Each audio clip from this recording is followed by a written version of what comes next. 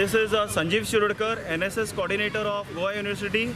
As per the instructions of NSS Regional Directorate Pune, we are supposed to conduct various activities on the to observe this International Day of Yoga, and today we have carried out a rally to create awareness in the state capital of Goa, that is Panjim. Since we are not performing any asanas or pranayamas now, we are basically focusing on creating awareness among people who can do yoga and remain physically, mentally and spiritually fit, also emotionally fit. We have around 10 colleges participating today. Around 200 students are participating in this rally to create awareness about this International Day of Yoga.